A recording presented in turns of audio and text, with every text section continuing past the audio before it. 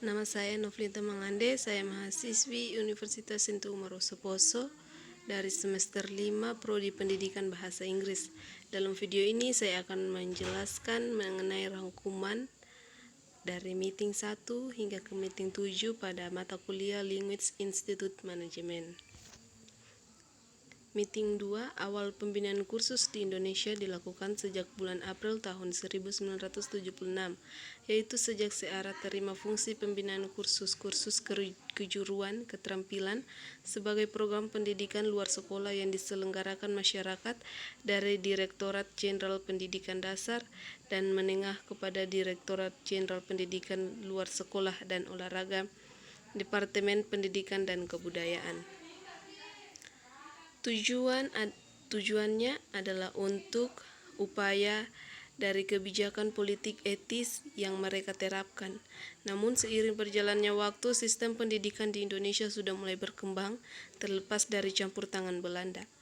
Pendidikan di Indonesia telah ada sejak tahun 1901 zaman Belanda menduduki Indonesia. Saat itu Belanda mendirikan sekolah-sekolah di Indonesia untuk kalangan pribumi. Untuk mengadakan suatu diklat pendidikan dan pelatihan dibutuhkan proposal yang baik sehingga bisa menarik pemberi dana maupun calon peserta. Pada sesi ini akan saya bahas mengenai cara membuat proposal diklat. Yang pertama, judul, berikan judul yang jelas, resmi, dan singkat. Kedua, pendahuluan atau latar belakang, berikan latar belakang mengapa perlu diadakan pendidikan dan pelatihan yang bersangkutan. Ketiga, maksud dan tujuan, berikan secara singkat dalam poin-poin apa tujuan diadakannya pelatihan diklat Anda. Waktu pelaksanaan, pertama, waktu pelaksanaan, berikan waktu pelaksanaan secara diklat singkat dalam satu baris saja. Tempat pelaksanaan yang kedua, cantumkan alamat dan tempat secara jelas pelaksanaan diklat. Ketiga, mekanisme kegiatan. Jenis apa saja yang ada dalam kegiatan diklat nanti, apakah ada kegiatan di luar ruangan dan sebagainya. Keempat, anggaran biaya. Kelima, sumber dana. Dari mana sajakah sumber dana untuk acara diklat ini. Keenam, penutup berisi ucapan terima kasih untuk pembaca proposal. Meeting 4 dan 5, kegiatan pembelajaran yang baik senantiasa berawal dari rencana yang matang. Pelaksanaan perencanaan tersebut dapat disusun berdasarkan kebutuhan dalam jangka tertentu sesuai dengan keinginan pembuat perencanaan. Namun yang lebih utama adalah perencanaan yang dibuat harus dapat dilaksanakan dengan mudah dan tepat sasaran.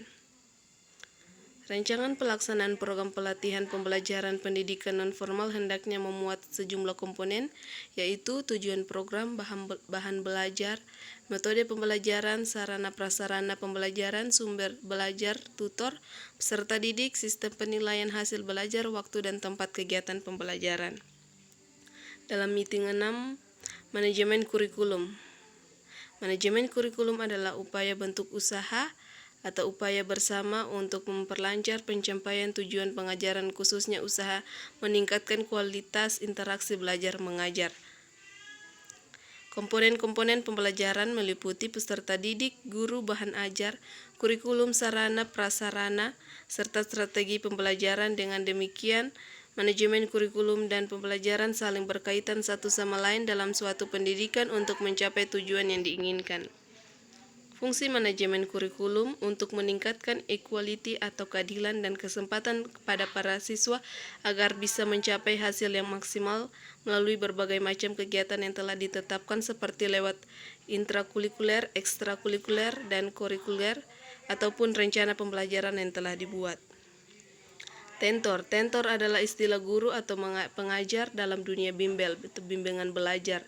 Tentor yakni pembimbing atau teman akrab yang mengajarkan pada kita satu hal untuk yang kecil, tapi bila kita kembangkan akan menjadi satu hal yang unik, menarik, dan luar biasa.